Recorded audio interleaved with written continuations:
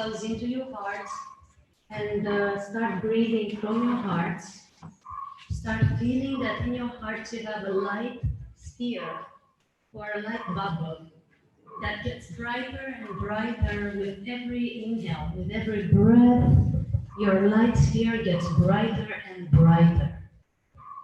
And it shines bigger and bigger. And remember, when you come in and pull the chairs, pick them up and move them slowly, so that the camera can only pick up my voice and not the chairs on the floor. That would be wonderful. So by centering in your heart, you start breathing in and out and start imagining, visualizing, sensing or feeling that you have a light column from the center of the universe to the center of the earth, all the way around you and through you, coming in the most beneficial energy, in the most beneficial color, and the most beneficial power for you now.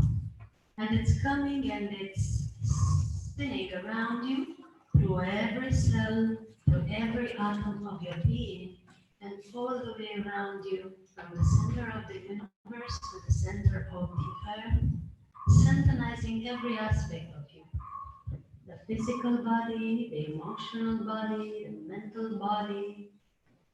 Everything is getting balanced with this energy that comes down from the center of the universe to the center of the earth, all the way down through your body into your heart chakra. We visualize, sense or feel that with every inhale, this light comes into our bodies. And with every exhale, we exhale out all the worries, tensions, concerns, everything that doesn't serve you, everything that is not beneficial for you, everything that is not for our highest good, everything that is not beneficial in this gathering specifically and in general in our lives.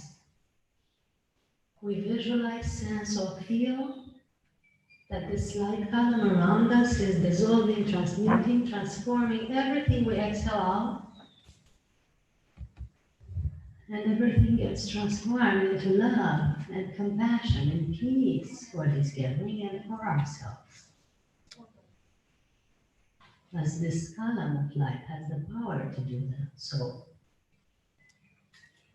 and with every inhale, we ask that only the beings of the purest light and love can be present energetically and telepathically with us now. Only the beings of the purest light and love can be present energetically and telepathically with us now. Only the beings of the purest light and love can be present energetically and telepathically with us now. Deep breath in, we acknowledge the beings of light gathering around as our request and our invitation, the same way the participants are gathering around in this room. They want to be with us, support our field, enhance this gathering to the level and the degree that we can understand, encompass, and integrate all the information that is being shared here with joy and ease and grace. We take another deep breath in and we visualize in the center of our chest, in the center of our heart, a light sphere, the chakra of our heart, and a connection cable that comes all the way down from the center of the universe to the heart of the central sun into our hearts. And it fills our hearts with love, with light, with power, with nourishment. The heart chakra getting brighter and brighter with every breath. Deep breath in. We bring more light into our heart chakra. From the heart of the central sun, flowing down into our heart. And with a deep breath out, we exhale out all the love in our heart. Let it flow into the cells, into the organs, into all our physical structures. all our energy bodies and all the way out into the universe, floating around us, emanating around us. Another deep breath in, we breathe into our hearts, expanding our hearts out.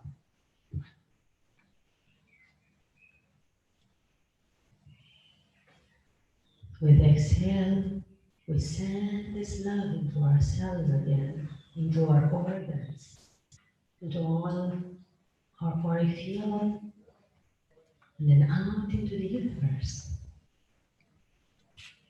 We build day by day our own system of nourishment for ourselves and others, from the heart of the central sun through our own heart and all the way around us, beaming out through our physical system to a degree that nourishes ourselves and others.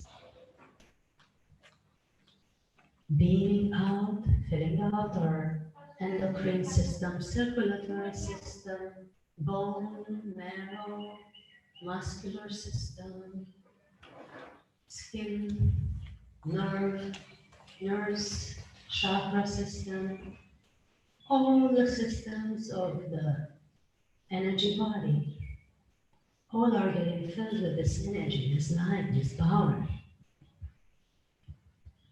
Brighter and brighter we get with every breath. We visualize ourselves transformed, transmuted into something more advanced, more evolved, a biosystem that can encompass a new way of nourishment and a new way of being.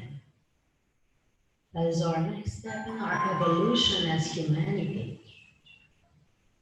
Deep breath in again. We visualize, sense, or feel this light going down also towards the center of the earth. And we feel or see roots building up from the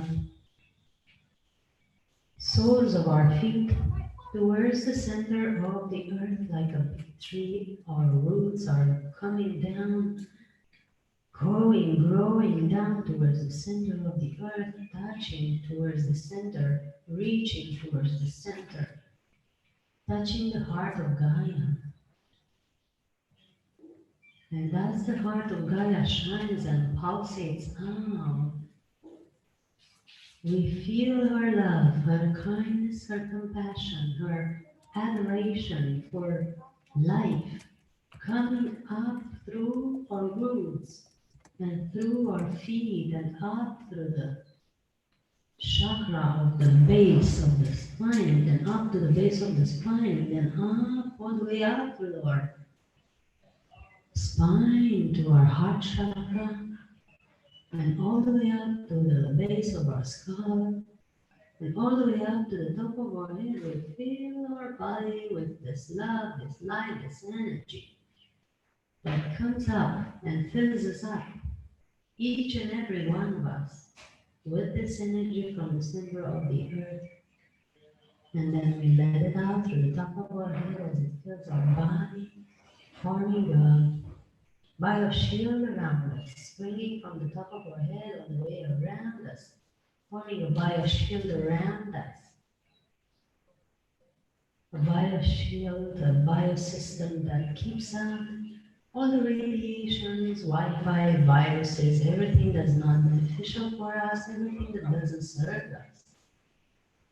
Everything is kept away, and only the emanation of our heart shines in this bioshield, in this biosphere around us with the emanation and the elements of Mother Earth, of Gaia. We see both of these vehicles, the column of light from the center of the universe and the sphere of light from the center of the earth surrounding us, all the way around us and through us.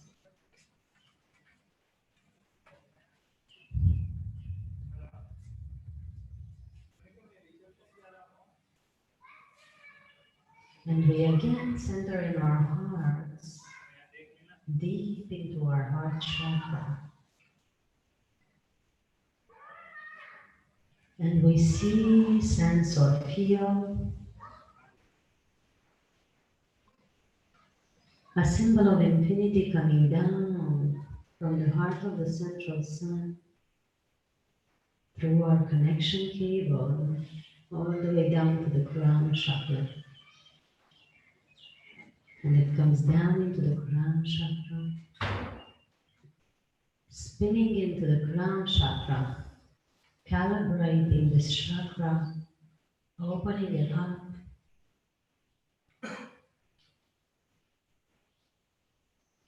harmonizing it to the pattern of infinity,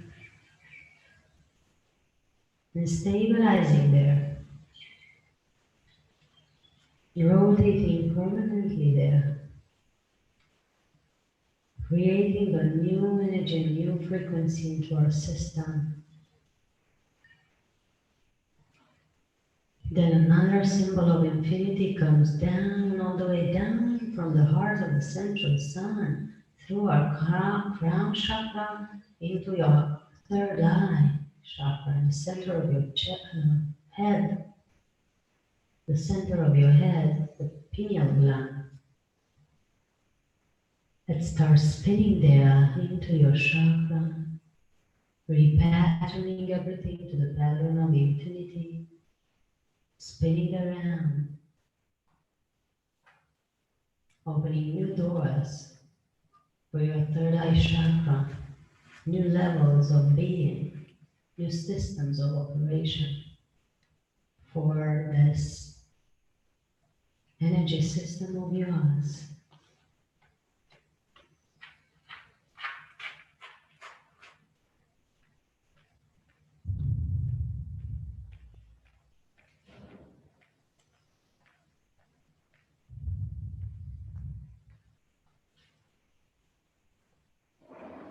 Then again, a new symbol of infinity, a third symbol of infinity comes down, all the way down from the central sun, coming down through the pituitary and pineal gland into the throat, to the thyroid gland and the throat chakra, calibrating that area with love, with the frequency of infinity.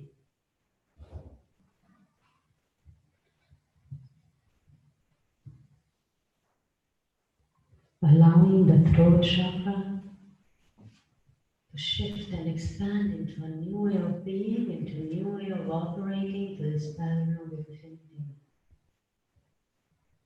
to the infinite power that is coming upon us.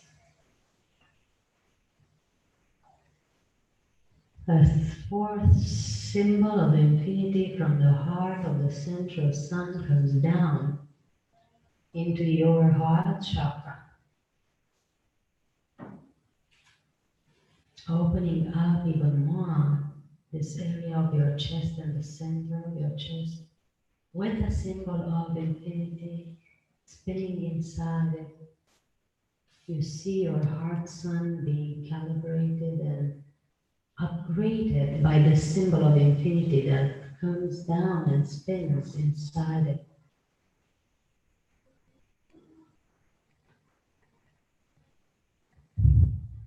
Another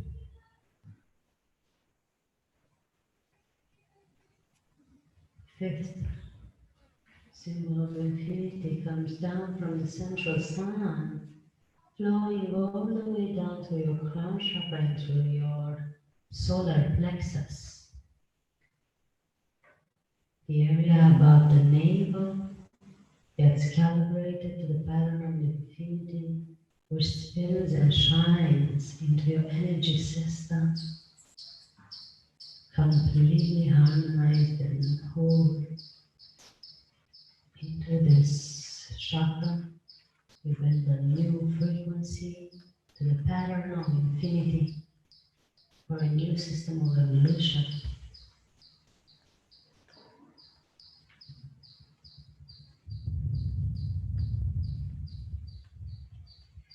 We let it spin there alongside with all the other five, so that you have like a team of symbols of infinity that spin inside your energy system.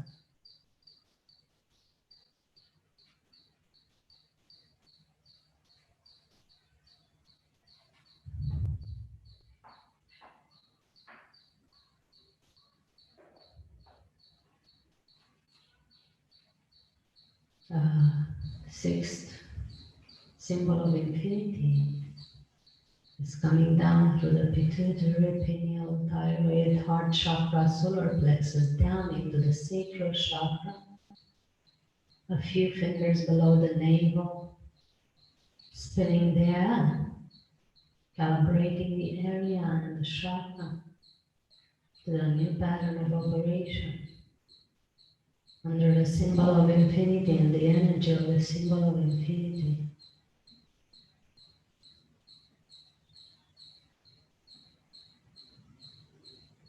Harmonizing ourselves, repatterning ourselves to a new level of being and of relating with the others as well.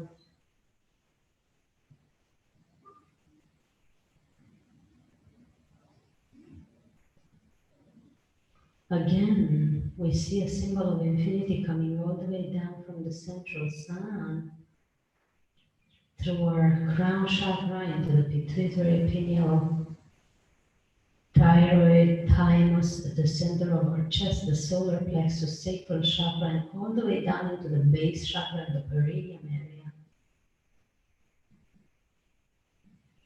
The symbol of infinity starts spinning there, calibrating the base chakra, calibrating all your system.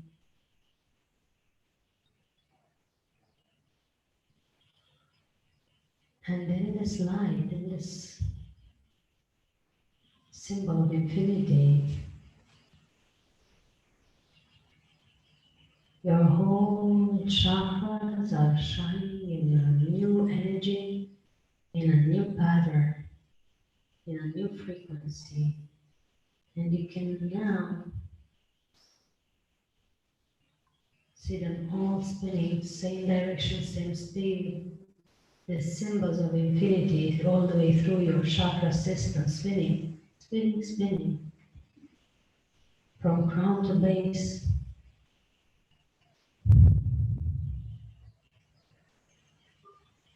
Until there's no difference, no separation between the symbols. It's all a bright light. There's no separation between the chakras even. It's all a bright column. So all the chakras are now connected into this bright column of light, top to base.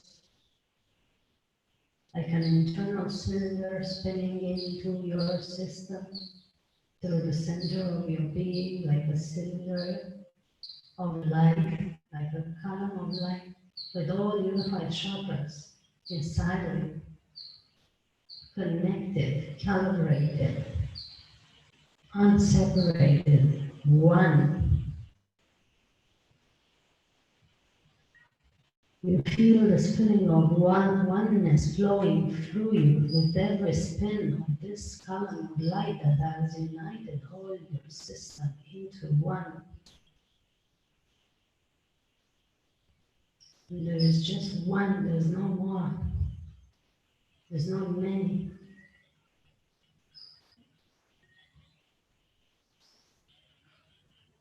This feeling of unity, unification, oneness permeates through your cells, permeates through your organs, permeates through your muscle system, bone system, every system of your being, permeates through your energy system, auric system, all the way around you, it radiates out, and with every exhale you can touch others, transmissioning out this oneness feeling that we are one.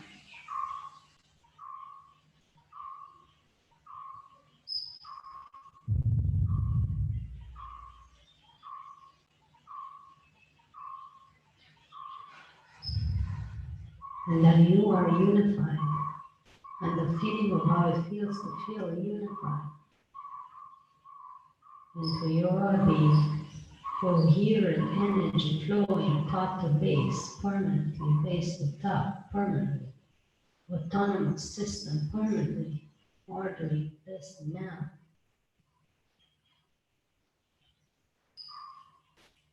And you feel your energy body totally present into your physical body, like a hand within a glove. We come back into the physical completely. As we have spin and spin and spin, we come back to the toes, the soles of the feet, the ankles, the calves, the knees, the thighs. We come back into the hips. And they're fully present in the hips and fully present in the lower back, stomach area, abdomen, upper back, chest, arms, fully present in the neck, fully present in the face, fully present in the back of your head, fully present in the top of your head, fully present in all that you are.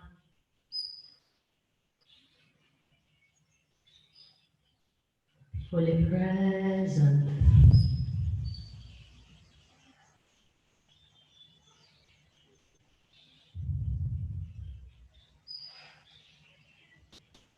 All the way around you, there's this light from the column of the center of the universe to the center of the earth, and the sphere of light from the center of the earth, shining, and the radiation from your chakra column as well. You're a beam of light now, for yourself and others. You are one, unified, complete. You are whole, masculine, feminine, fully centered in your heart and your system. And with this intention and attention in your heart, we come back into the room, with our attention into the room.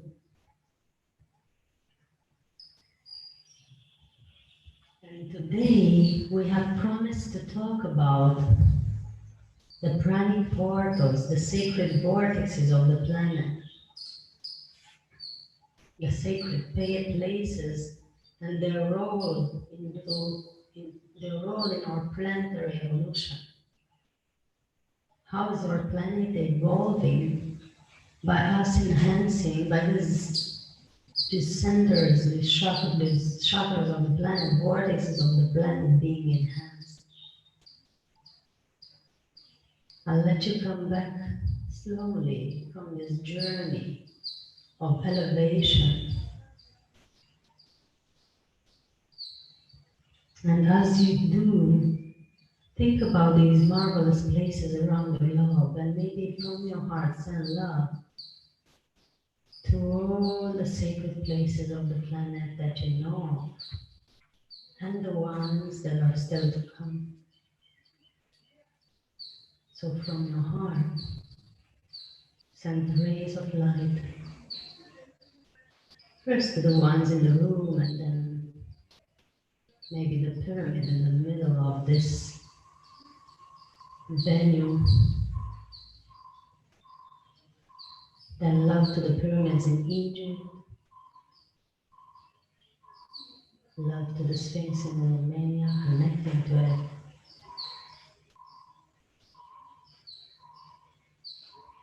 Love to the pyramids in Romania and other vortexes that you've seen or maybe not seen.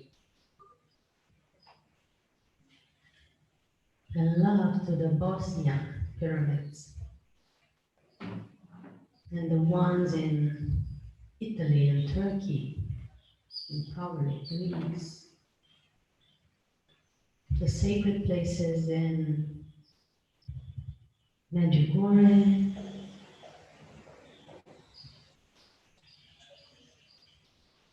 south of France,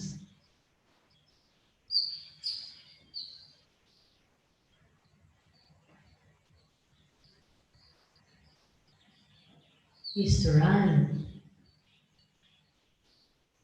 Jerusalem,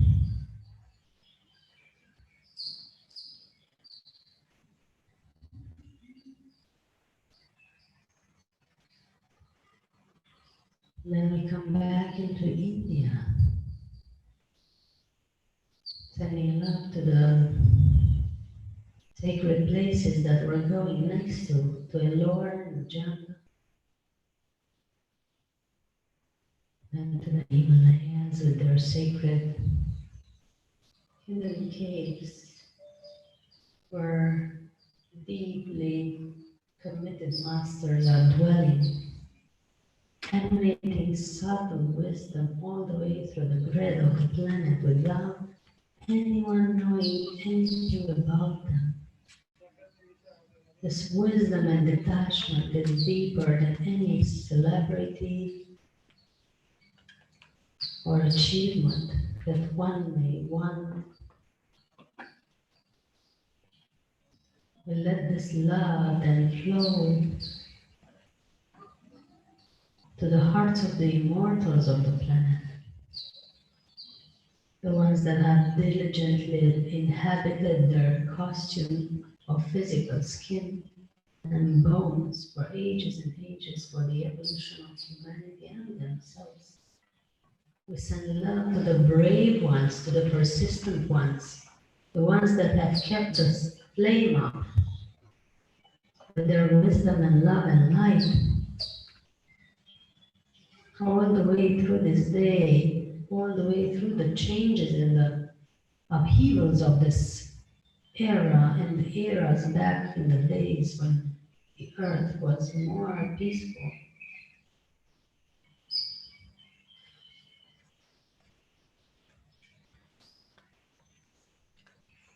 We send love from our hearts to all the sages and meditators on the planet, all the ones that are sharing light into the sacred grid of this matrix of Christed love, all the ones that have ever set a good thought for this planetary evolution, or have taken a minute to enhance the vibration of themselves or others, sending love to them from this grid, from this vortex that we're having here. Sending love to the innocent ones, to the pure ones coming in, the new ones, the brave ones, the children of the earth, the pure-hearted ones that are still to come, that wish to incarnate and knock on our doors to bring them in. The rainbow, the starlights, the indigos, the crystals, the purest of earth that have come and are still to come. Feeling their gratitude as a new way of love comes back to us, if you notice. The Pranic children, the innocent ones, the ones that have decided maybe to just come and go quickly, just as a reminder of compassion for their parents as well. The little beams of light that bring so much wisdom in a family as they come in. Sending gratitude to them as they have decided such brave moment of incarnation.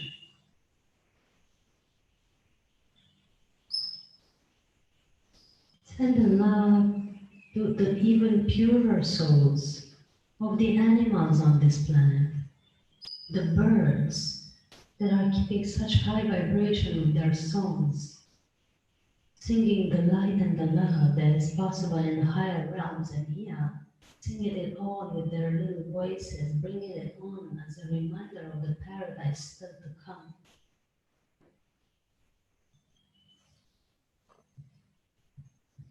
Sending love to the animals who have chosen this incarnation of a form that seems helpless in the face of the human rage and of the human power. They have chosen such a brave role of incarnated in masses just to feed us. Even though there is a time of compassion and understanding that they are not our food, they are not our source for experiment or other resources.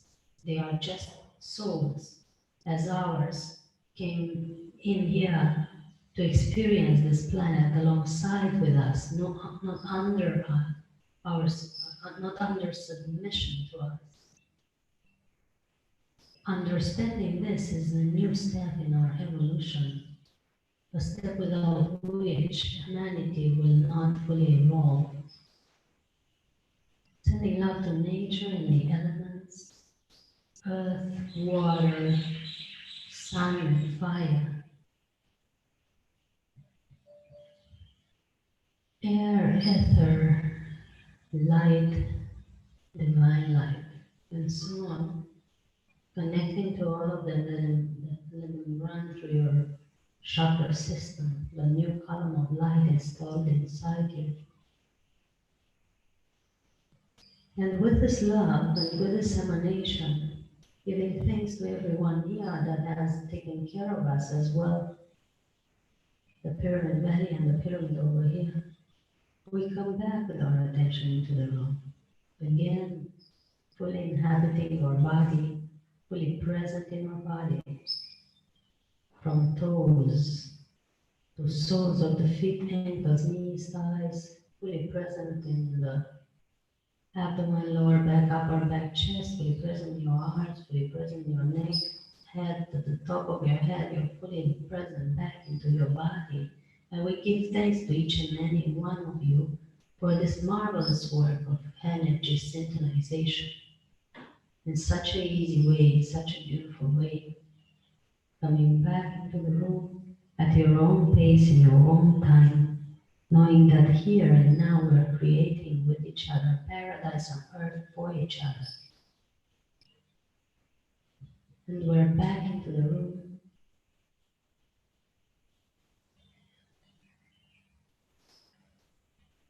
Slowly coming back here.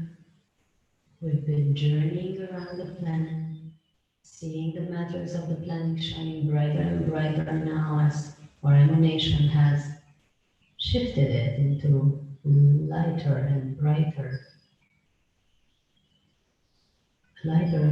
system.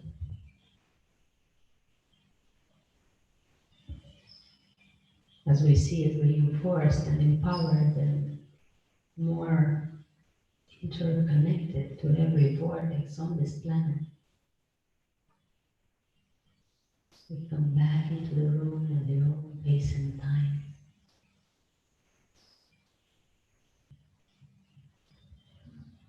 You can stretch a little, shake or move your toes or stretch your legs, and you can even stand up and shake if you feel to, just to ground that energy that you've traveled alongside the planet and into your bodies.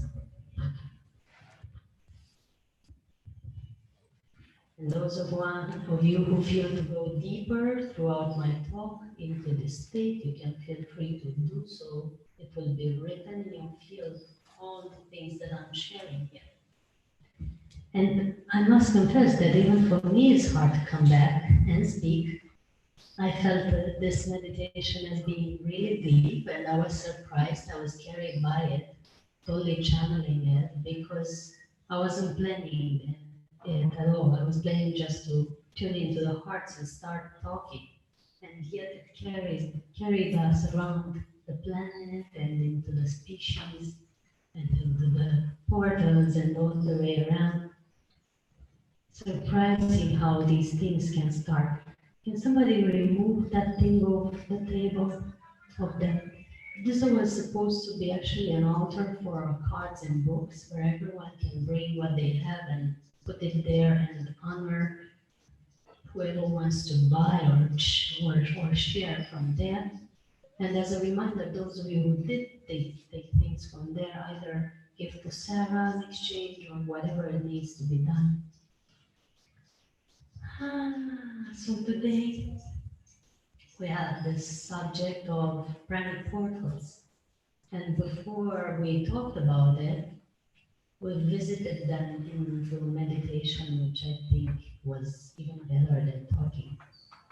How was this for you? How was this journey? Yes. It's good. I want to start and not know when to finish. It's good to have the freedom of journeying around at our own pace and time. And today we have chosen to speak about the pranic portals. or the energy vortexes of the planet, as we call them, as they are a very important, one of the most important part of our evolution system. So we see our bodies, and first we think for a while that they are only systems of bones and cells and muscles and whatever there is in the sack of skin. And then along our journey we discover, oh, check this out. This is supported by a grid of energy, as Elton was saying this morning. And this grid of energy has the perfect patterns, actually. And with these perfect patterns, we can restore everything back to health, everything back to rejuvenation, everything back to youth, yes? Because the pattern, the blueprint, the initial system of perfect functioning is already there, is set in place in this energy grid. And then we look closer and we see, oh, there's chakras, and each one has a certain feature, and each one is manifesting in a certain way, and it's manifesting the reality out into the world, which we call our life. And our life is really only a projection through our chakras, actually. How many of you believe that? Your life is actually a projection that comes out through your chakras, and you could imagine yourself, your inner life, as the light at the cinema that projects through a lens, and through that you can see the movie then on the screen. And the lens are our chakras, and the movie turns out to be whatever we have on the lens, right? So the movie can change according to how clean the lens are, how bright the color, how nicely they are prepared and decorated. It's like that. So that's why we say that your life changes when the chakras or energy system is shifting. Your life is naturally projecting something else, something better, something more beautiful, as the result of your chakras being enhanced. So whenever we want to change our life for the better, it's not about being out there and trying to change the projection. You don't start to wipe the screen or turn it around at cinema. You change the movie. You change the lens also. You clean the lens and you change the movie. So that's what we do when you clear your chakra system and you enhance your chakra system. And in this exercise, what we actually did without even realizing it got us there. We started to unify this chakra system. Because in the immortal body or the rainbow body or however we call it in each tradition, the work is not to have each chakra as clean as possible, but to have a unified system of chakras that run together as a column. And the end result, as far as I remember from the Tibetan tradition, correct me if I'm wrong, but this is what I remember and know, is that the end result of building the rainbow body is the unified system of chakras, where there's actually no separate chakras, but a column of light. And then they say your body dissolves into, and you know, these monks, these specific sages that only leave the hair and nails maybe, or a very, very small child body when they've attained the rainbow body and they leave. You know about this? Nobody knows? Somebody knows? And that? The body shrinks, yes. Yes, and there's rainbows in the sky and so on, and that happens to some. And the body almost disappears to some, and only some remains are left, and others are just a baby-sized body like this that leaves behind, remains behind, just for a proof that they've existed, because they had done it like this for us to have something to photo shoot, so that other people, like we do now, can post it on the internet, and so that next generation can know about the rainbow body. So a sage like this knows what he does when he leaves something behind. It leaves it for a purpose. It could dissolve it all. In our case, though, in this realm, in this paradigm of new evolutionary systems, It is not necessary to dissolve your body to attain the rainbow body state. It's a new stage in our evolution, and it's a new way of doing it. And the new way of doing it with the rainbow body state is being a light being like these beings around you. They are no longer dissolving their bodies to be able to attain the highest state, but they are infusing the physical system with their inner light, the etherical body, like Helicon explained, the energy inside.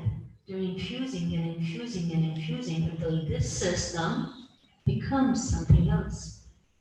And there's no longer the necessity to dissolve it, to be evolved or liberated, because you can be liberated, as in free, in your costume. You don't have to drop it. You don't have to undress it anymore. You can just keep it, but in a very evolved state, so that it encompasses the new energy that has become the new you. So this unified column that you can practice actually every day is building that system, is enhancing that system. So you can repeat this meditation actually, but make sure you ground at the end, because I don't know if any of you have felt the high energy shifting your bodies. Did any of you felt any shifts? Any transformations in your body or your energy system while we were doing this? Well, very light, very energetic. Yeah. Sometimes I feel immaterial even when I do. I have done this practice for a long time. Sometimes I feel like I'm not even touching the ground, or I don't feel my feet or body. I feel a floating system. And I don't feel my margins even. I don't feel limits, as if I had a skin. So it shifts a lot the way we perceive ourselves. And I've seen many saying this trap or this suit of flesh. We are trapped in the suit of flesh. You are trapped in the suit of flesh just as long as this suit of flesh is not enhanced, it's not harmonized, and it's not upgraded. But as soon as you upgrade it, you no longer feel trapped. You feel like, oh, I have a super starship. Actually, I don't even feel it, which is great. I feel it only when I choose to.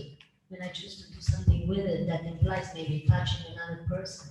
We'll talk about this tomorrow in the tantra workshop. So you see, there's many possibilities. And the one I showed you now is one of them, one of the practice that you can do. But make sure, like I said, at the end to ground, to fully come back into your body step by step, like we did now, step by step from toes to the head, step by step, you reassess any body part so that you don't miss any, so that you're present in all of them. And you ground with roots even, to make sure you're back to the ground again and you don't stay super expanded like this, because it can be disorienting. If you would, for example, practice this every day without grounding, you could like lose your. You have to ground. That's all. I don't want to say, because each one could have specific reactions, but I'm warning you to ground actually after any meditation. Whatever meditation you do, build roots at the end and connect back to the center of the earth, and then connect back to each part of your body. Ground. I've seen many meditators meditating for hours, for days, and daily, and they don't ground and they have problems. And they're like, why am I having problems? I'm having root chakra issues or financial issues or this and that. And because I meditate, I do whatever is required. I do a spiritual practice every day. I do eat healthy. I do this and that. Yes, but are you grounding after meditation? Not really. Have you been taught to ground at the end of a meditation? Did somebody told you? Just one person. Can you raise your hands? It's not always I see you nodding. Okay, 2% of the whole room know that. So it's important. It's really important. I tell you from my own experience, which has not been happy. with not grounding. So I'm still working to come back from very, very far away cosmic journeys.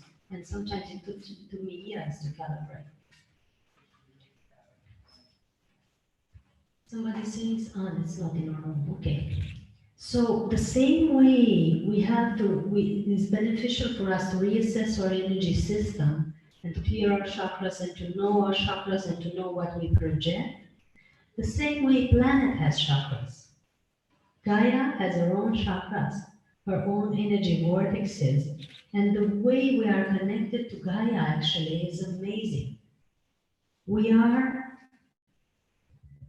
a very good reflection of what's happening on the planet, and the planet is a very good reflection of what's happening inside us. So it's a very close interconnection.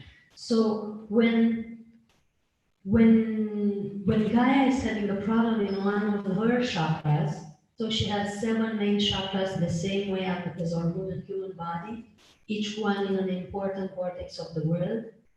If you want, I can tell you what they are, where they are. Yes, 7 chakras that are main chakras, and many other chakras like secondary vortexes, but powerful and important, that are across the planet. And they are connected to our system of chakras. So when you go to the throat chakra area, for example, your throat chakra gets enhanced and harmonized. When you go to the, no, it's from here, this is happening. Yeah, when you get the beep, I have to pay attention here. When you go to the heart chakra area, you become more compassionate, your heart opens more, and so on and so forth. So you are not separate from this planet. None of us is. We are working together, very interconnected. When you drain the energies of the resources of the planet in terms of oil or wood or whatever it is that we're cutting or extracting excessively, our own bodies suffer. Because oil can be one of the fluids of the body of God. It is there for a reason. It's not when we pollute the waters. Guess what? We have problems in our own sacral chakra that is connected to water. And most people have problems on that chakra all over the planet, hence the relationship problems that appear. And all the other issues. So you would say, oh, planet is one thing and I'm one thing. No, we're not separate at all. We're connected. So each of the main chakras are connected to your chakras, and they regulate the way our system functions, but also if our system functions better, good, we can regulate the chakras of the planet when we go to them. One of my roles on the planet is therefore to go to many places of the planet and just be there or meditate there. And that chakra, that vortex, without me doing something, it's just required of me to be relaxed and aware, that gets cleaned and harmonized and something happens in that area even. As you've seen that here we've arrived and it started to rain daily as a blessing but also as a purification. Does it rain usually in India at this time? No. Is it unusual? Absolutely. So this territory is now going through our transformation, obviously, which has not been before very frequent. And everywhere we go, we do this shift because the chakras of the planet there, the vortexes, are being synchronized in a good way. So what happens is that the same as in our chakra system, when a system or a place is getting synchronized, the energy starts to flow better in that place and also across the planet, because it's all part of a system like ours. So when you clean one of your chakras that was blocked, your whole system starts to flow better. The same with the chakra grid and the planetary grid. You could imagine the same way we have an aura around our bodies that has chakras in each area, yes, and they're all connected and they all dictate the color of our aura and the health of our aura and the strength of our aura. The same way planet Earth, Gaia, has her own chakra and her own aura. She has actually many layers, just like us, but we can now refer, for example, just to to the Christed grid, the planetary grid that is connected in all vortices and all portals that we build with the festivals. That's very high energy system. When we go to such a place, which is a high energy vortex, like the pyramids in Egypt, or like here, or like, what to say, Glastonbury or Stonehenge is. How many of you know about Stonehenge? Yes, when we go in such place, or the Romanian Sphinx, I'm sure you don't know much about that, but I'm going to tell you. So when we go to such places, not only we can calibrate them if we're synchronized and if we're harmonious, they also calibrate us very powerfully. So there are places in my country where if you walk barefoot, even if you climb the mountain and you're super tired, like we do, then you start walking barefoot to that area and your system gets super energized. All of a sudden, it's like drinking 3 coffees at the one time. And the whole, you go and touch the feet of a sage for him to take away your illness. But places like that, you calibrate and you heal instantly. And it happened to many. So many come to pilgrimage or our things or other places just to be in contact in that space or that area that heals their system without them making any effort. They don't even if you don't meditate, even if you don't know anything about it, just by passing through there, it's a super recalibration. And each area, at least in Romania, but I know some of the planetary areas as well, has a specific role. So one enhances your projects and your future intentions. One clears the emotional body and gives you a new boost on your pet spiritual path. One heals the emotional body and the wounds in your system. One does something else, one does something else. So they're so powerful, each one in a specific way, depending on the chakra that is connecting in your body and depending on their specific energy. Can you believe that? Does that sound familiar? Have you ever visited such a place where you went and you felt boosted all of a sudden? Yes, Vicky. Yeah, I have had such experiences in Wat temple in Thailand. Temples, yeah. It's not a temple, it's a palace actually. Wow, wow. Uh-huh. And one more is Kutub Minar. Uh-huh. Wow, yeah. I also have a doubt, are we creating new chakras on the planet by constructing new pyramids, new temples? Yes. Whenever we construct new pyramids or new temples, are we creating new chakras? A new vortex is created. Yes, yes, absolutely. So the chakras of the planet is not fixed. No. Unlike they are fixed in us. Some are there for quite some thousands of years, but I'm not saying that they've always been there. They might have shifted with time, and they are still shifting. For example, the third eye chakra is always shifting; it's not permanent, and some others as well. So we know quite well about this. Has anyone else had the experience of going to a specific place and feeling energy boost all of a sudden, or healings, or things shifting in their lives? Stonehenge. Ah, you were? Uh-huh. Yeah, it's a long walk.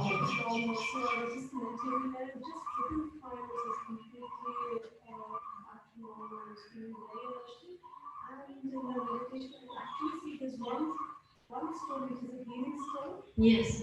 Then after listening to the audio and doing the tour, exactly the same story was in the audio guided. It's the exact same story which is used for healing. Yeah.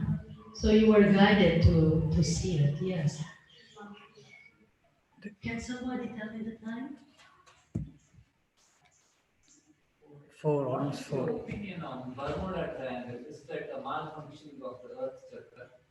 They say that something. No, I think it's a door. All triangles and portals like this. No, they say that unusual things happen in Bermuda Triangle and Liverpool Street. I believe they are trying to scare us because what I know from my connections is that all are doors. For example, people have disappeared in the Antarctica area And there's a famous statement of Admiral Byrd, if you heard of him. So I'm gonna get there close, but thank you for reminding. So saying there are areas, including in Romania, where you're actually going. Why is your system boosted? Because these portals, vortexes, or places are like a door between, I wouldn't say dimension, I would say vibration, density, a door between density levels. So on one place you're in the third density or the 3D, and when you are reaching such a place, you can jump to 4D or 5D easily. Not necessarily you dissolve your body, but you are in a different state. Sometimes you can even feel dizzy or exalted or euphoric even, and you don't know why, because all this energy boosts all of a sudden. We here are used to that because we're in 45 days just by being present with each other. We've already created such vortices here. But normally, in your normal life, you're kind of in beta alpha, and then you go to this place and you're suddenly boosted. You've raised your frequency to fourth density or fifth density, and you're very quickly shifting, healing, feeling energy, and so on. And each one has also a specific trait, like I said, a specific feature that it gives you. And what he's saying is the next level of it, where not only you feel energized, not only you feel happier or more ecstatic, or you have much better meditation. Like when you come here, you find your mind being much stiller. When you go to the pyramid, it comes even more still. And when you go to his chamber, you feel complete stillness sometimes. Or if you have some things in your auric field, you might feel pressure, you might feel pain, but for a short time and then it alleviates, right? So that's what happens at the highest level in the king's chamber. So there's levels of density even through this area in the 2 kilometers perimeter, yes? Imagine a portal or a vortex of a higher amplitude. So your mind becomes stiller, your state becomes happier. But also, some people in some areas have shifted so completely that have gone to, so in some areas the veils are so thin between the worlds or between densities that some people, if they're ready, they just cross over into another world, into another density. And there are people who have reported, if they came back, some don't, who would come back? Hands up. Would you come back if you arrived in paradise? Hands up. Nobody, yeah? So I'm the only brave one in the room. I'm sure you have too.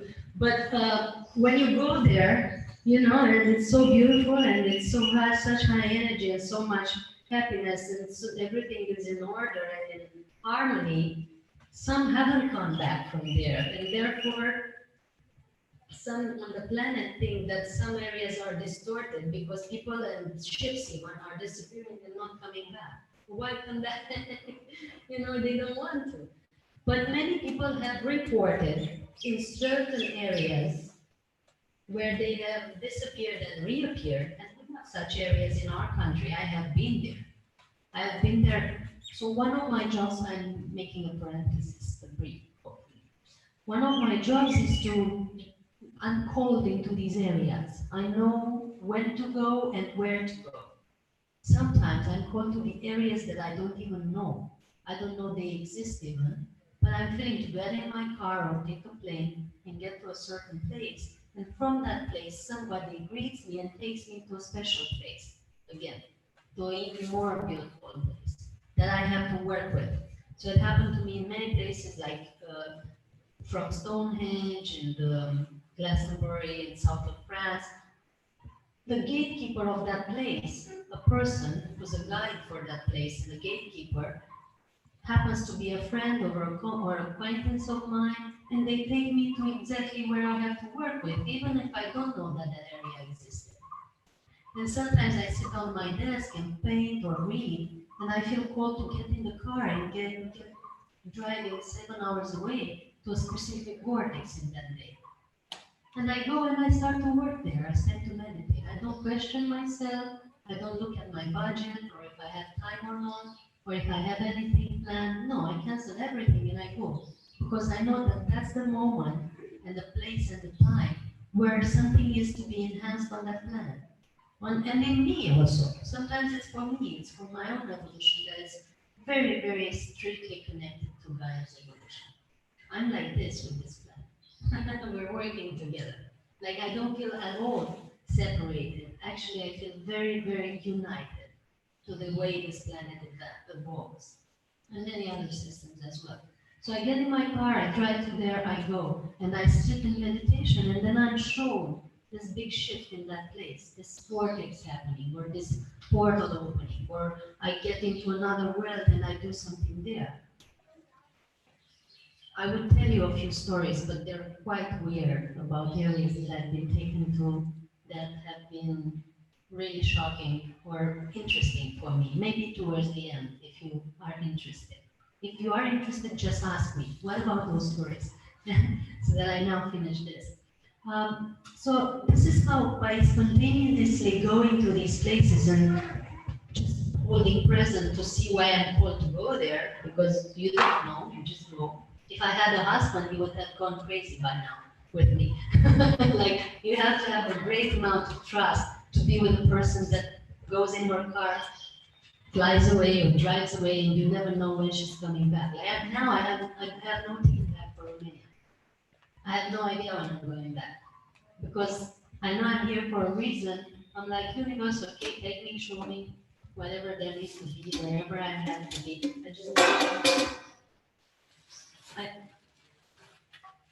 Maybe later. Okay. I just know that today I'm here, tomorrow I leave, I go to Elora because that's my next journey, and I'm called there with some people that want to work and be in that journey with me, and then I have no plan because I know there's something bigger after that doesn't need to be planned. But being there and holding presence in these places, I've noticed and learned how to work with them. And I've noticed and learned how they can shift by our present and holding space there and being focused and centered and relaxed at the same time. And I've seen how I can shift. Traveling and working with energy vortexes of the planet has been my fastest path of evolution so far.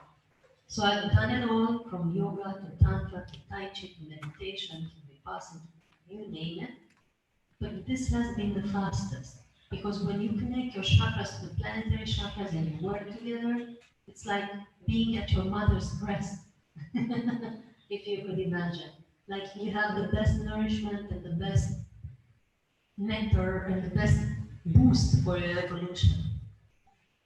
That's what happens. So whenever I go to these areas, they shift, but also I shift tremendously.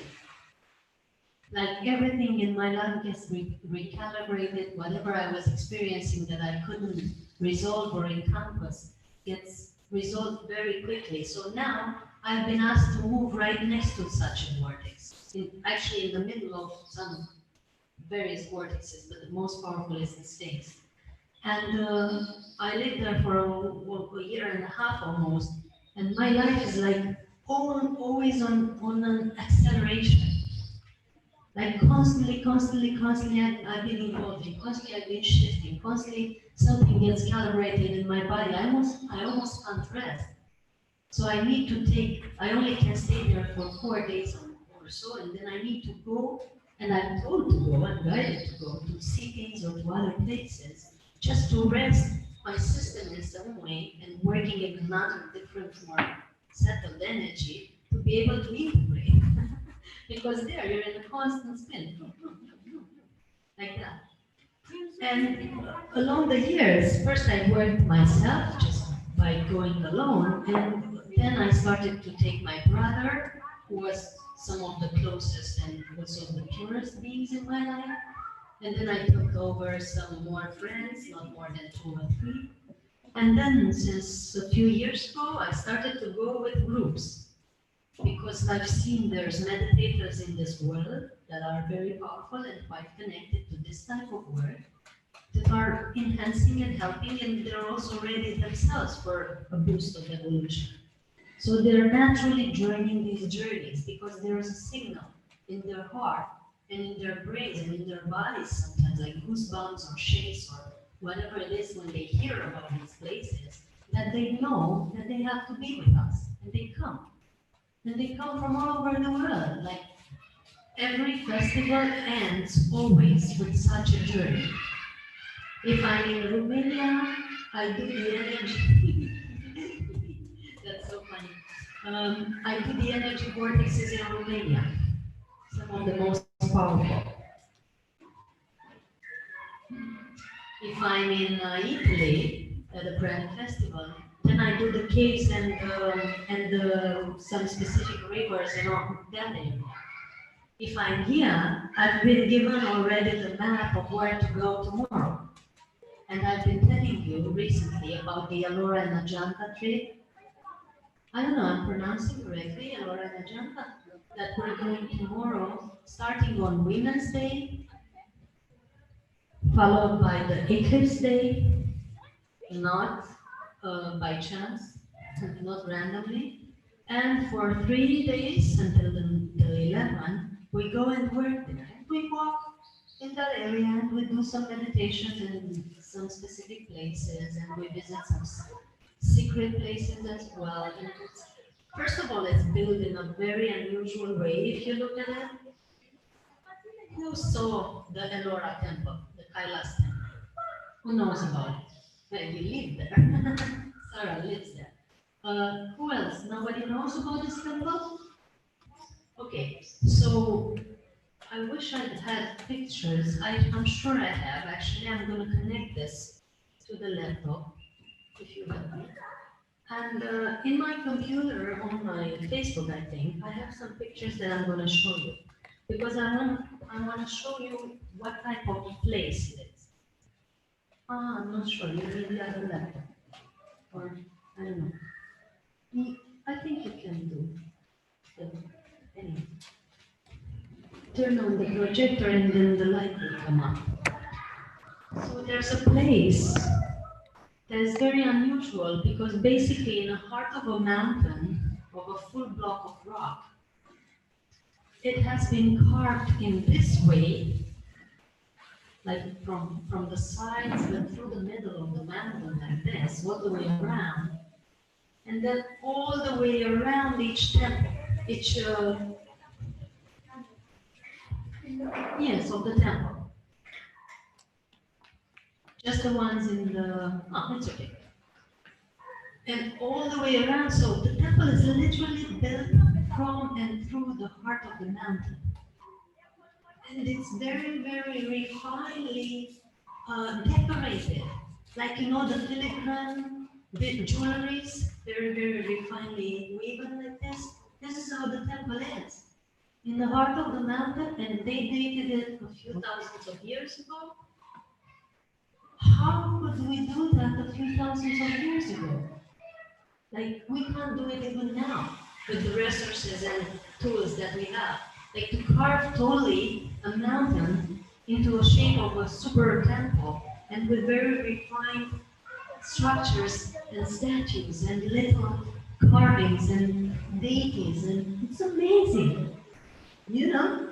And they say it's human-made. I personally wouldn't say that. I wouldn't contradict Hindu tradition and whatever, but I don't see human hand on in that area. I don't think humans knew how to do that. Same with pyramids, same with pyramids. Oh, what's happening? Okay. So why we go there is one, because it's a very clear proof of an ancient civilization that was far wiser than us. And two, because the energy is so high and so good and so enhancing and so powerful and so many memories come. And the first night that I got there, my body was literally elated. Like I almost levitated off my back. I went there to to that area with telecom 2 years ago. I was here for the Global Congress of Spiritual Scientists, and right after that, I, I, I was telling telecom before, check it out, I'm coming to India, I'm having a congress in some pyramid here, and then we must go. I received the notification to go to this amazing area in India. Have you heard of Elora? And he said, no, I never heard of it. And not many people, even you here from India, you don't know about it. Why? Because the frequency is so high, and I encourage children to be a little silent because I'm getting tired. And my voice feels that it has to cover me. Just, I love them, but either bring them here or talk to them to be a little more silent. The area has such a high frequency that not many people have access to that frequency even, to learn about it, to encounter it. And even if they hear about it, most of them don't go there because it has to be a frequency match in some way. So very few people from India that I've known have gone there. And from other places not to mention. So it's like a hidden jewel. And I've been shown that temple, I don't know, I just received these pictures and notifications of this is your next step. Go. And so we're going there tomorrow. And those of you who are feeling cold, you can still join. You know, you just need a plane ticket. I'm sure, and they're very, very inexpensive from here. I paid like $30 for the flight. And the rooms there are inexpensive, just there's a contribution to the trip that is same as the festival fee. But it's 3 or 4 days of super enhanced work in a super enhanced area. And after that there's Ajanta, which is a cave area, also all caves carved within the mountains, and in the caves statues of Buddhas in various mudras carved within the cave. And at the end of the cave, you see these statues, and you can work there, you can meditate. And also a person there that was a guide, no guide, a gatekeeper, a guardian of the place, a woman. First, she scolded me because I started toning in the cave.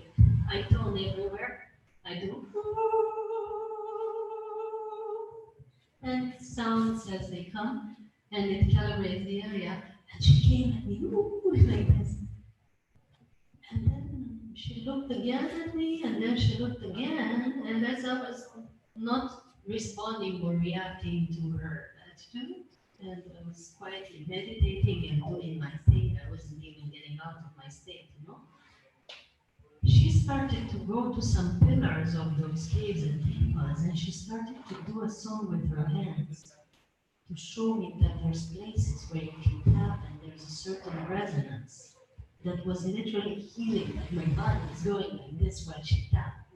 And she did all this melody with her palms to the temple, walls or pillars, the caves, pillars. That was extraordinary. Like, I couldn't believe what was possible. I had no idea a person that is unexperienced, a person that is experienced has to show you that, because I wouldn't have thought to do that. And I was looking at her hands and how she played, and I've seen being there even since the time of the construction. Like, she knew these gateways, she knew how to make sound in these places, to be able to resonate them, but to also resonate our bodies. Like, our bodies would, I was just me and Elta, because she waited for the whole crew to leave. And she started to work with our bodies and make them move like this with just that sound. So this is the amplitude of those places. Just by tuning into them or meditating into them without even external sound, you can have a huge reaction in your body and a huge healing. And I remember the second night I stayed there after the sound healing that this lady did with us. And it was a very simple lady of, you know, the ladies in the temples in India that sit at the gate, maybe for a fee or to watch you take the shoes off, you know, to take care. She was very simple, but what she did was majestic. And the whole night I was sitting in my bed and I was having this, like this all night long, because she did something with that sound. And in other places, we go, and I started doing sound because I feel called to just open my mouth and do some toning, and they start to resonate back at us, and sometimes rainbows appear, or rain starts in unusual places, or something, some signs, something shifts and changes in a specific way. So this is the trip of tomorrow, and the connection to these ancient civilizations as well. Everywhere I go is a cosmoport. How many of you believe there's extra and intraterrestrial civilizations on the planet and off the planet? So you all know that we're not alone. Okay. And how many of you believe that they actually work with us? Check them out, they appeared in the back there. So in those places, they are usually in most places of the planet. They're supervising every gathering, and they're connecting to everyone. But in these such vibrational places, they're like flocking in with all the ships and with all, even in light being presence like this.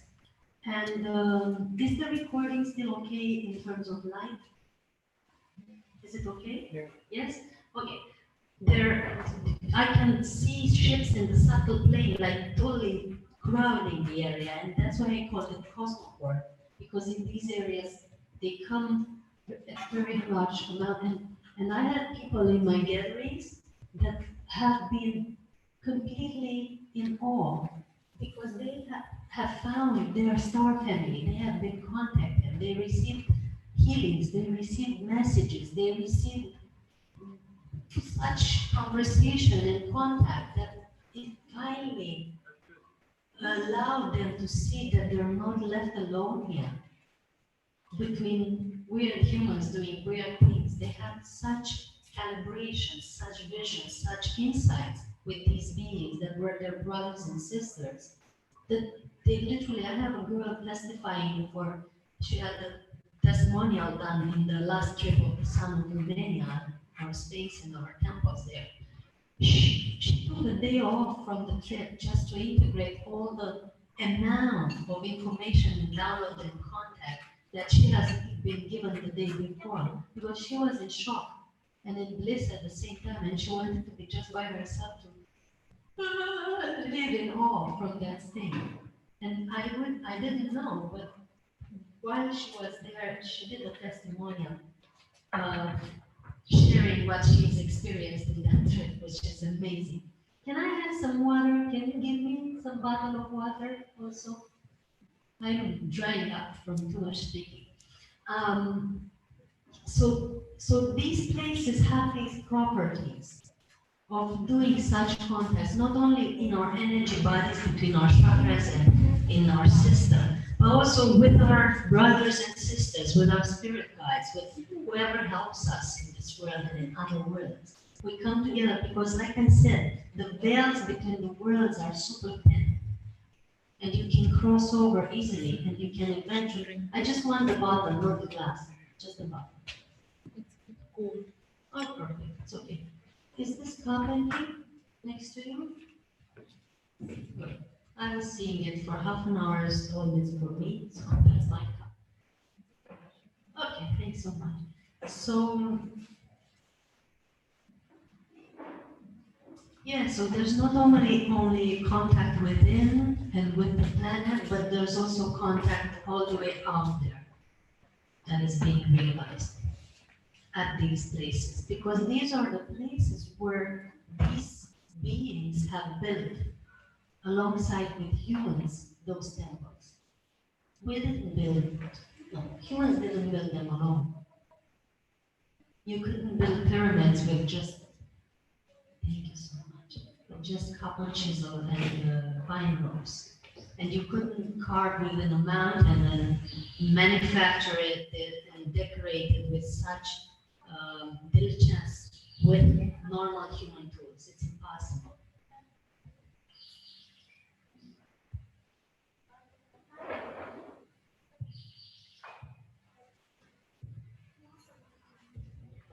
Thank you. So a few weeks before coming here,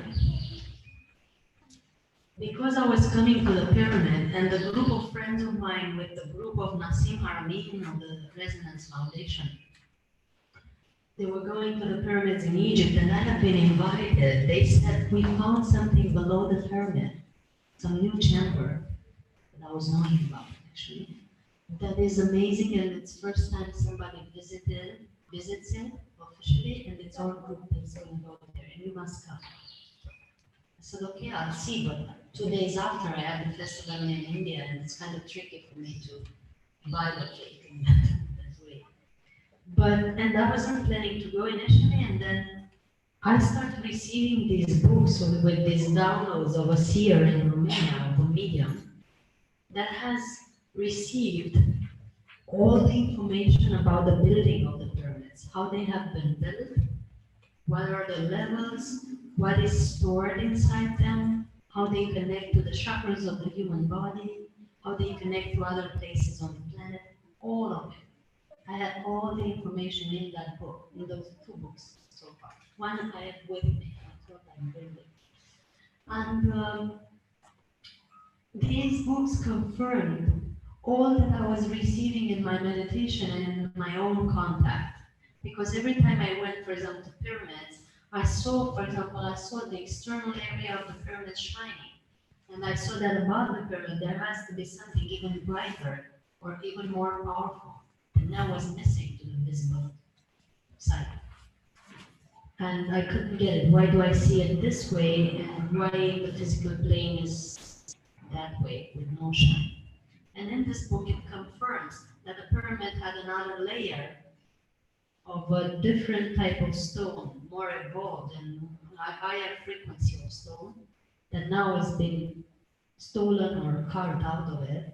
And on top it has to have a pyramidal top that is made of a very bright, powerful crystal that is hidden somewhere else and concealed for a long time until humanity is ready. And when it's ready, it will be put back on.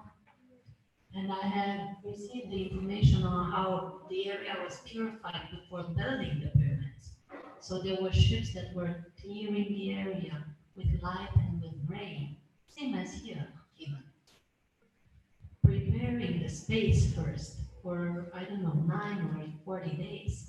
And then the people who have been chosen to participate to the works alongside with the Atlanteans, who are a very advanced civilization, the people who were supposed to help, they also have been purified in specific ways, with rain, with light, with sound, that only them could hear, so that their system shift into a higher vibration, so that they can hold that vibration for the thing that they were going to build. And then, after those days of purification, there was the days of building the frequency. And they were building the frequency by sitting in meditation together with no food. Check this out, they were already vegetarians. And they were chanting some specific mantras for themselves and for the place, for their bodies to be synchronized and for the place to be synchronized and for them to be able to build easily. And then the construction materials were brought and they were turned or fine-tuned into something of a very high frequency so that they could be settled or put together in a certain shape, in a certain way. And this way of assembling these stone blocks that are huge came not by carrying them with many people and putting them on top of each other, but with intention and mantras. They were changing the density of the stone and then putting them together with intention. Sorry, can you come on over here? Anita, can you come here? I have a secret to show you.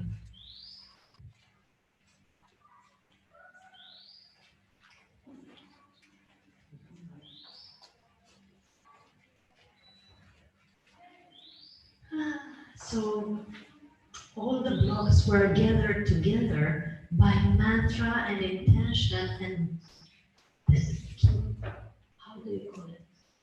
telekinetic capacities, where you move objects with intention and you put them where you want them to be.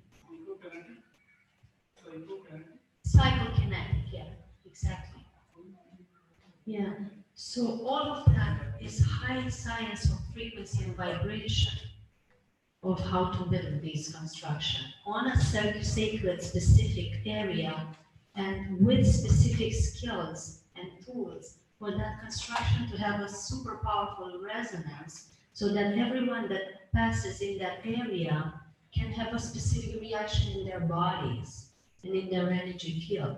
And now whoever goes into that area of the pyramids of Egypt or of the places in Ellora or of the places in Romania is suddenly awakened to a higher capacity and a higher memory of remembering who they were and what were their powers and their gifts before this incarnation even. Because we've all been there before and we've all been doing things before of such magnitude, and we've all been masters in a specific skill, and those of us who have forgotten are being reminded in these places.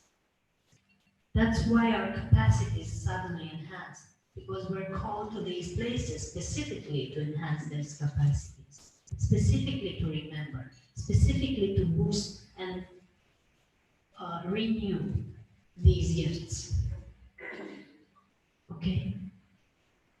So this is why this is happening. And last time I was there with 25 people in the trip of the sun. And each one of them had their own revelation, their own enhancement. Like one of them moved permanently near that area. Another changed his family. Another changed his job. Another took a sabbatical year. Another moved to another country. It was like super shocking shift like this for each one of them. And I was there to witness, like, wow, this group is getting super enhanced. And they're coming back again next year. And some of them, like Pascal, have been in 2 or 3 journeys like that with me. And he's one of the Pranic people. You wouldn't think he needs it. But he likes the results, and he's coming again. And Eliton is coming again tomorrow.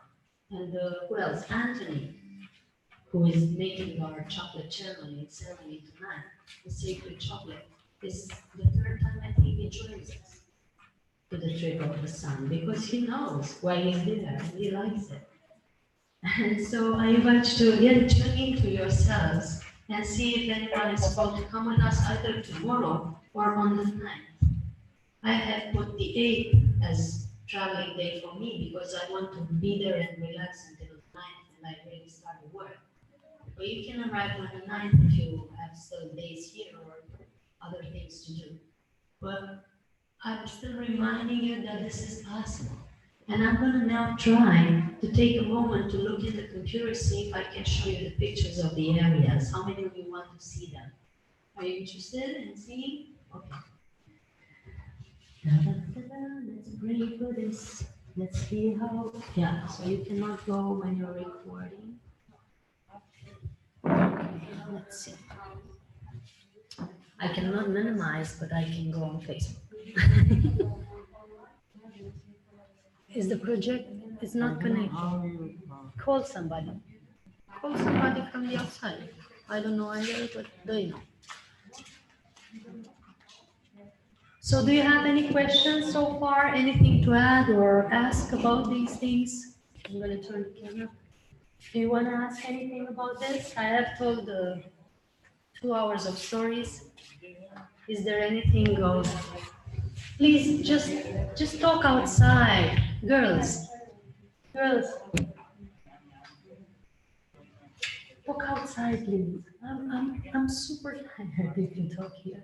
So I was wondering if you have any questions to ask or add. Anybody?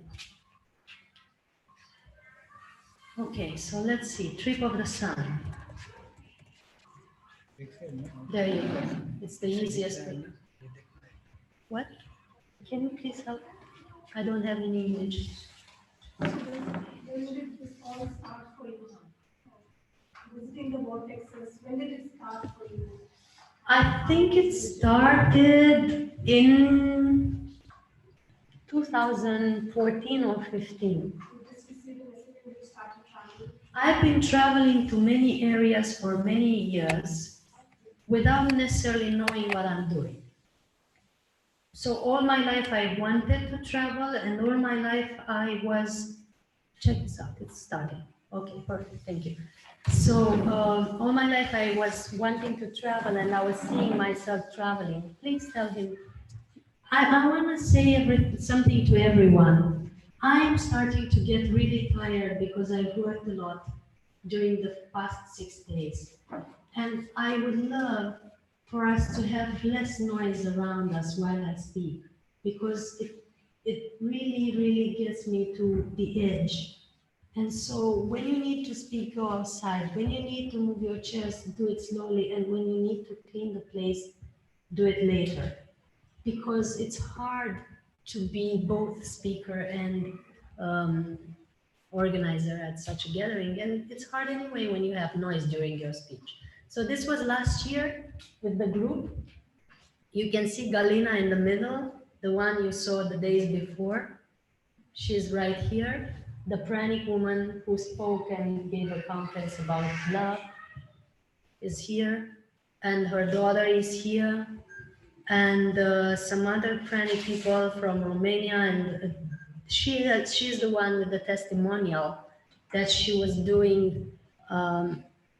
Let's see. She was doing the testimonial, and she took her days off because she connected to very, very high energy beings. And all of them are very high meditators. Not all of them are in the picture, but this is what the theme of last year. She's our translator for Galina, and all of them are amazing, amazing people. And I will show, so this is from last year, and I have amazing pictures during the trip that we've made. And I want to show you, if I can get there, hopefully, the pictures of the trip of tomorrow. How the Ellora temple looks like. So this is just, so this is what they did in the heart of the mountains. This is how it looks like. This is how the temple is. This is in the middle of the temple, and this is around the central area. And the mountain here where you see green is what's left of the mountain. And I will show you pictures of the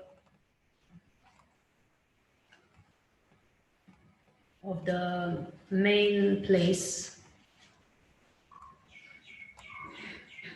Let's see if I can see.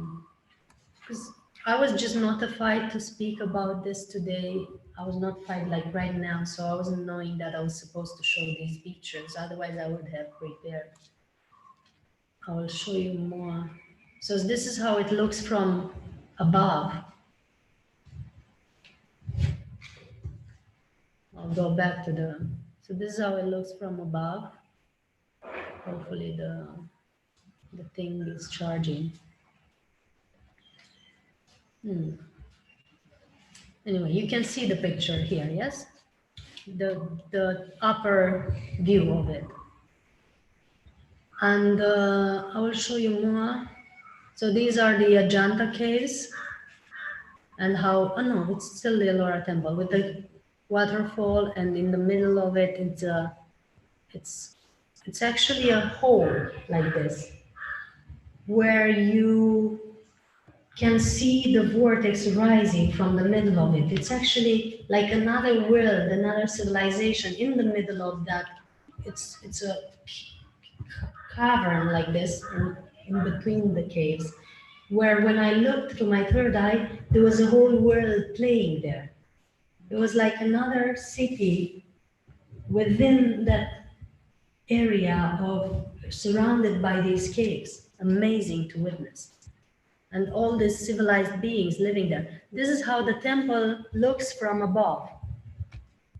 If you look from a flight, for example, you see, so this was a mountain, basically, and they just came and carved, and the temple was there all of a sudden, like.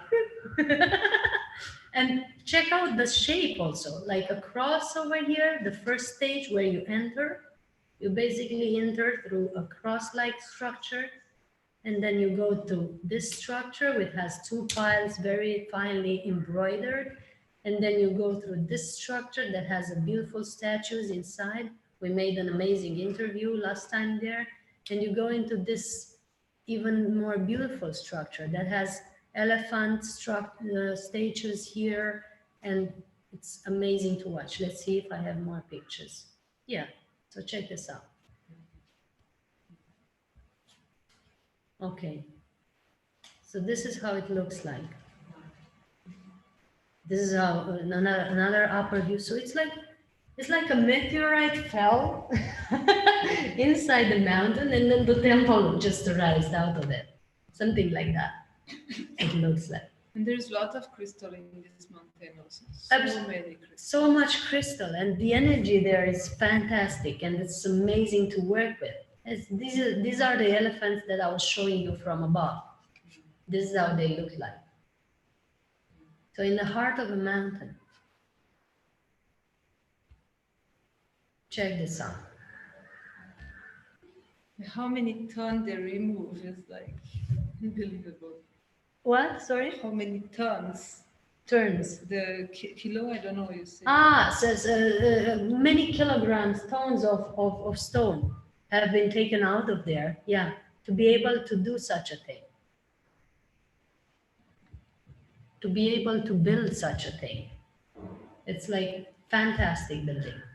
And not only the building itself and how it looks, but also the energy of the place, like I was saying. When you get there, you're like swept out. I built the entire festival just by connecting, because here the place was not ready and it couldn't receive us, really.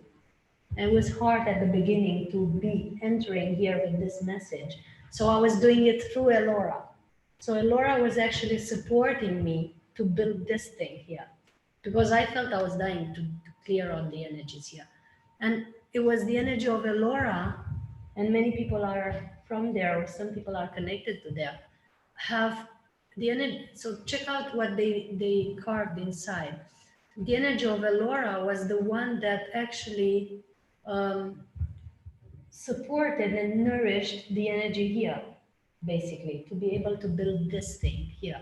And this is a Shiva Linga. So it was afterwards, or it was named the Shiva temple, and now it's given the name of a Shivite temple. But I'm pretty sure that before, at the beginning, was not,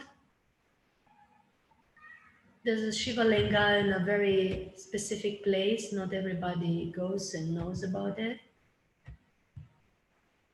So this is how it looks, yes? So those of you who I feel they're still called to come, this is the front view where you enter in it. Those of you who are still called to come and are hesitating for various reasons, please let me know your reasons if you have any. Maybe you can clear that with yourself or with me and come, because you're part of the team, I'm telling you. So leave the questions about time, money, and other physical resources or barriers behind. And just look at, is it your mission and your time and your place to be there? Yeah, so we've started from, we've reached the beginning. So back at us here in the conference room, focus on camera and computer display. Yes, I will send you the pictures after. Yes? Okay. Someone can look at this to be straight in front of me. Okay. So many places like this one. Ah, yes, I can see that. Very good. Many places like this one we've been through. And the next one is coming tomorrow. And I'm sure that after tomorrow, there's more to come. And I was going to get back at your thing, the thing you said about the tree. How do you call it? Triangle? Yes. I I was almost going to say Chirun, but something weird. Okay, so the Burma Triangle has said to be a mean place. It's not a mean place. It's just a place of such intensity where you literally are drawn into another world, and you're not all of them have come back from there. So they didn't come back from that world. And another very important story, because I'm telling you there are gates between the worlds, and I'm going to tell you what it means. It means that there are layers and layers within layers within layers within layers of creation. And we are just one layer of creation on this planet. And there are more evolved layers, what we call the Shambhala metrics, where there are more advanced beings and more advanced cities and civilizations that are living in an etherical plane. And also in the inner earth, there are beings that are living in cities. Some of them have been from the Atlanteans and Lemurian civilization, that they couldn't hold the frequency on Earth because the Earth was going through destruction at that time, and they entered the inner worlds, the inside the Earth, and they built cities there by holding a specific frequency, by preparing for a specific vibration. They have built their cities there, and they're living in that area. But if you go and drill within the surface of the Earth, that area, you ain't going to find them, because the same way our bodies can turn invisible when we're on a high frequency, they're in such high frequency that you're not going to find their cities unless you're prepared energetically to see them, which is a totally different thing. And when you're prepared energetically to see them, you're actually called into these energy places, these energy vortices, these energy. Can I have like this? Because I want to reach everyone. You have that call to go to a specific place, and they'll meet you there, either in the subtle world or in the physical world in shape. And there are people who have transitioned to these worlds that have been greeted by these beings, and they've written books about it and about these encounters. And I'm going to tell you about two stories. One of them of a scientist or an army representative, actually, and one of them of a spiritual guy who have been greeted in this way. So there are two reports. Many reports have been. If you go to Contacted in the Desert, which is an event dedicated to people who have been contacted by high vibrational beings or by aliens, as we call them, you hear stories of the inner earth civilizations all the time. But I'm going to tell you about a very reputed person of the US Army, I think, the Emerald Bird, who was a pilot for the US Army in 90 something, 1934. Thank you. And he was he was one of the best pilots of that sector. So, and a very credible being because of his reputation. And he was called to go in a flight in the Antarctic area. And as he went there, he saw that after the layer of cold and ice that is said to be there, he encountered very warm, almost battery off. Plug it in. It's over there. I prepared it, but I didn't put it. So in that area,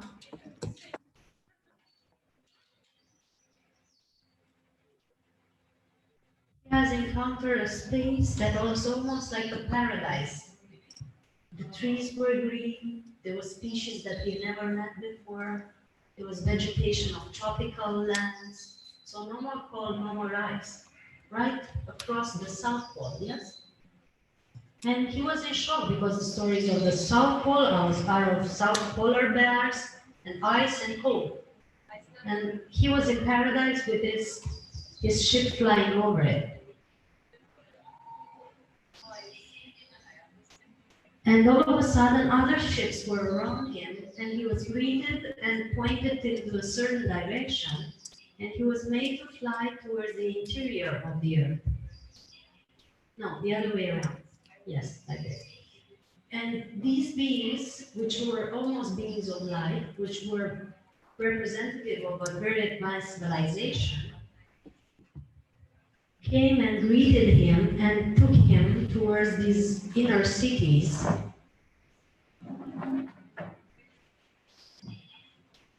And were showing him these worlds. And they showed him their civilization and their vehicles and the way they're organizing their cities and their species of animals who are not eating each other, by the way. In advanced civilization, not only we don't eat animals, but they don't even have aggressivity and killing between each other. Because there's no necessity, because it's an all love world. Can you believe that? Then they showed them all this light and all this amazing way of structuring the society. And they told him, go out there and tell them, because you're one they would believe. Because he's one of the representative of high elite of humankind. So he had credibility. So he came back with reports that, of course, they weren't published. And he came back with a journal that he had all the way through his journey, and with clear description of these beings and these areas. And I believe he was shut down in an institution not long after. Yeah, he was like considered cuckoo in the head and put away, not because they thought he was cuckoo in the head, but because he was talking too much, like I do now. Just I can't be put away that easily, actually, because I come from them. And I have a role here. Not that it hasn't been tried, just I'm stronger than expected. And I'm going to stay a little longer for this. Is my phone off? Oh, yeah, okay. It has a button of start here. So that was the first story, and it was true. And his son also reported that there were facts that was true and so on. And the second story that I know of, I know many stories that I will tell you my own also, but there was a second being called Aurelia Louise Jones that lives in the mountains of Mount Shasta, in the area of Mount Shasta, that has been taken by beings of advanced civilization through the cities that are in the heart of Mount Shasta, below the area of Mount Shasta, or in the subtle plains of Mount Shasta actually, that they reminded her that she's one of them, and they show them again the areas and the cities and what's in there, and how they live and how they are structured and so on.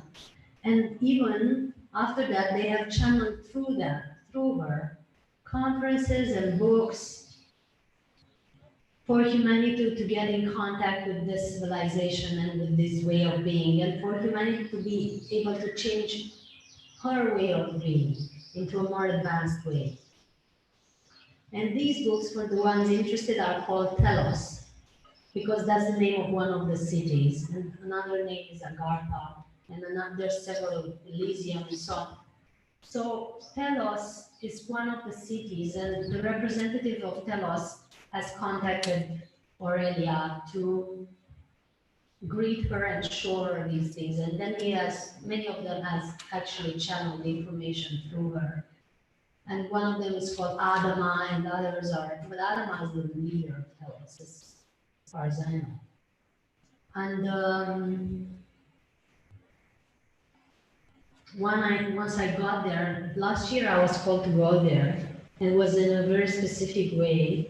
I was invited to conference at Nassim Harmeed's gathering, which was in California. And I was given a past that gathering as a speaker. And before going, because I was going to California, immediately I was called to come first to Mount Shasta. So I was given a rented car to go there. As soon as I flew to San Francisco, I was only allowed to rest for one night after a long flight. And totally jet lagged like this, I drove 7 hours to Mount Shasta. And I arrived there, and at the reception, I received the books of Telos, of course, which were resting on my bed, and I read. And then every day, I felt I was called to go to this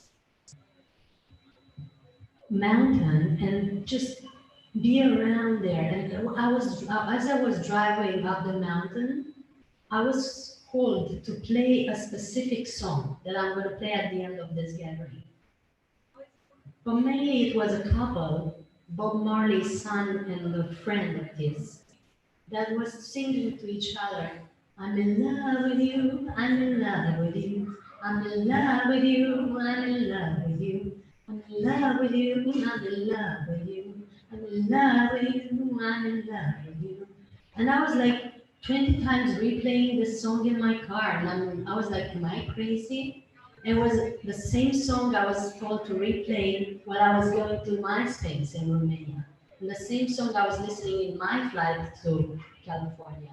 And I was like, what's going on? Why am I replaying this song so long and so often? What's happening? And as I meditate there, I feel this beautiful play of yin and yang energies calibrating for the planet. And as I come back home, I'm explained through the book that in that area there's two temples, one temple for evolution and one temple for divine love, for yin and yang balance, the crystal temple of the masculine and feminine balance that is there and now is in the subtle plane, but is meant to descend more and more on earth.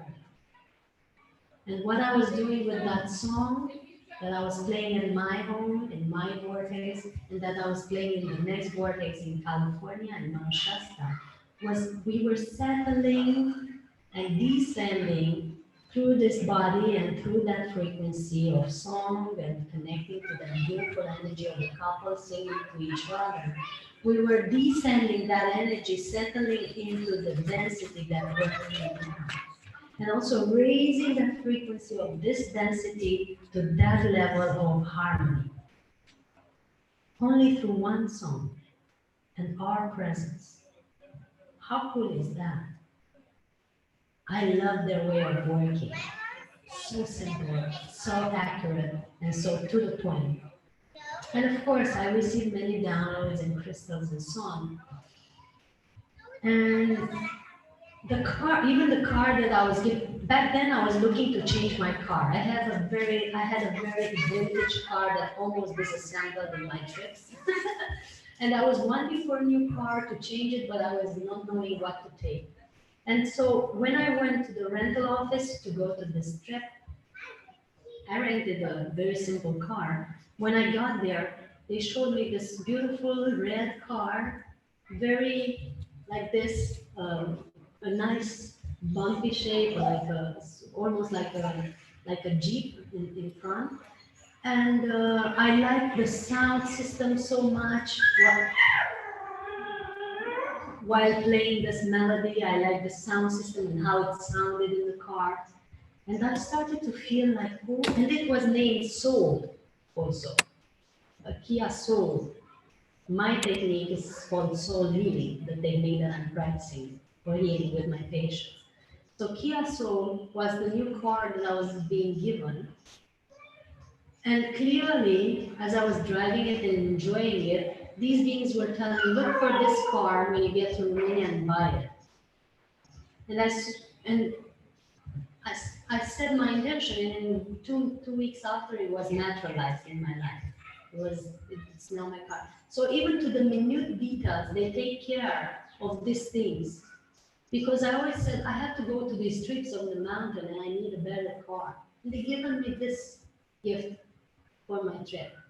It was not a free car that I got in Romania, but I was given everything. The tip the sensation to naturalize it, the resources to get it, and so on. So these are such good friends for us that always take care and always instruct us. And to me, it has been such a revelation because I was having, even since I was a kid, these impressions of how this world could be. So when I was seeing pregnant ladies, for example, I was always curious, why are they carrying the children in their bellies? When a child could be manifested by just calling the soul and gathering the molecules together. Because that's how we do it in our civilization, where I come from. So you don't need to actually touch bodies and rub body parts, even though that's pleasant, of course, but it's not necessary to bring a child. And actually, in this world, our systems and genetics have been distorted, that every time you do that, you can manifest a child into the world, and that's not good. You don't have to conceive a child every time you share your energy with another. And it's never happening in an advanced civilization. You can have pleasure and enhancement of energy, and children are a totally different ballgame. You can call them when you're ready. Another thing that I was surprised about is why are they people doing more children when there's so many children in the world that don't have parents?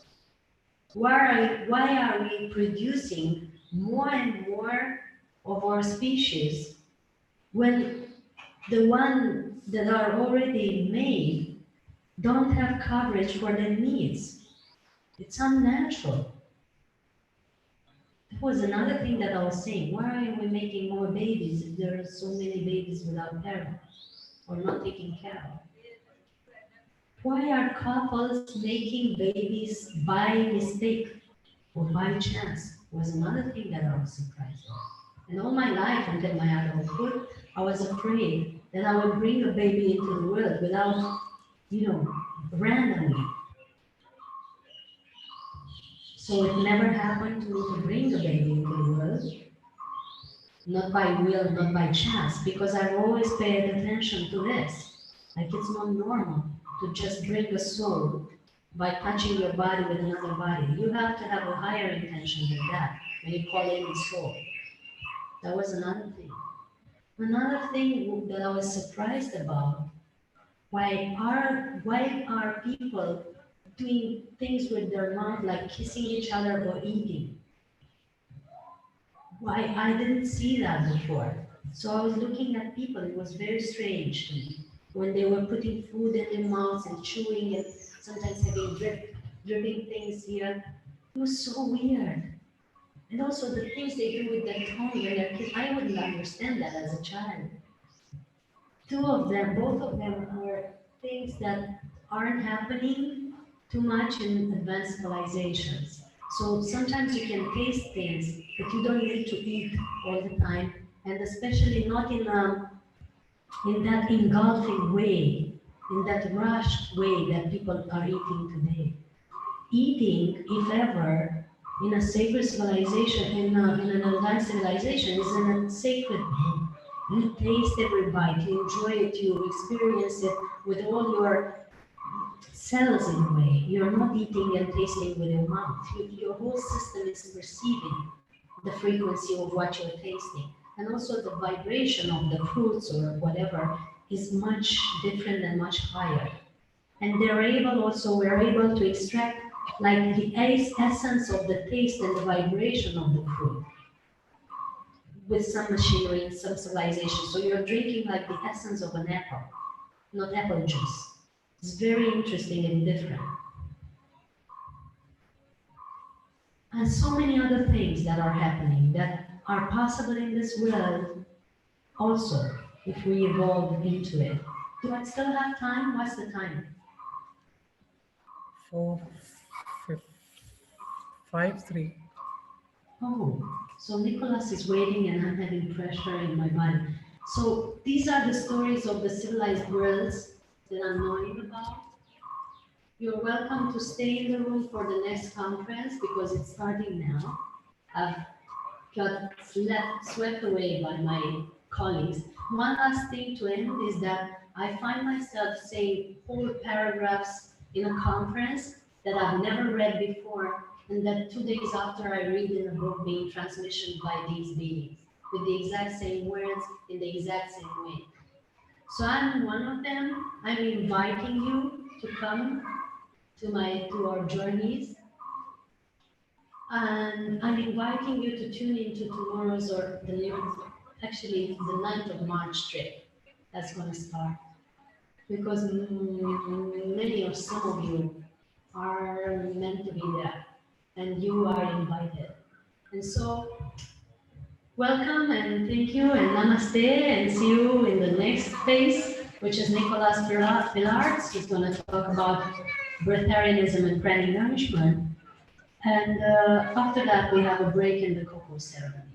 So, namaste and thank you. And if you have any questions or anything you want to ask about the trip of the sun that is happening on the 9th, just come to me and we discuss. And if there's money issues or other issues or time issues or space or whatever 3D world you have, realities, come and talk and we can manage around that. See you soon. Blessings for the ones watching online, and please excuse our hiccups with technology.